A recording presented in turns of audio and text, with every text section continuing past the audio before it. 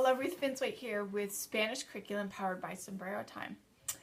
And this morning I took all the students out into the foyer and we talked about, I took off my sombrero of Spanish, and this morning we talked about how we have 3 months left. We're coming in to the last third of the year. The sun's starting to shine, but it's still pretty chilly here. And we want to press in. And the things that have been coming up, students are starting to get back into, falling back into that bad habit. ¿Cómo se dice, maestra? ¿Cómo se dice esto? And we just wanted to remind them, because sometimes they get frustrated if we circumnavigate around that question, because we don't want to be a walking dictionary. That's not what we're trying to do. We're trying to press them in a place where they use what they have to say what they can. That's a huge motto around here. Use what you have to say what you can. Because the reality is, if we become a walking dictionary, that's not the vocabulary that the students are learning. They're learning our target vocabulary that we're feeding them, that we're supporting, that are in the stories, that are in the grammar lessons.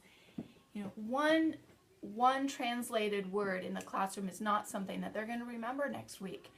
And it diverts the instruction. So super, super important that we let the kids know and remind them, what are the other ways? And I just asked that question, and we had a student say really precisely, well, if you don't have that particular word, you can describe it and use other words that you do have to get your point across. And I was like, yes, exactly.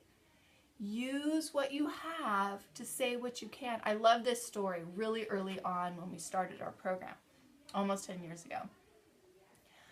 This student was like, ¿Cómo se dice jumpy, maestra? And I just said, ¿Cuál es la palabras que tienes? And he said, a mi hermano le gusta brincar. And I was like, sí, muy bien. No, is it exactly what he wanted to say? No, he ended up saying his brother likes to jump instead of his brother is jumpy.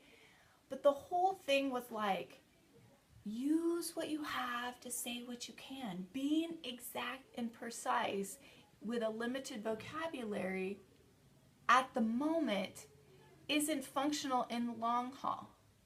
What is functional in the long haul is practicing what's in your wheelhouse as you slowly grow it in a way that's supported and reinforced.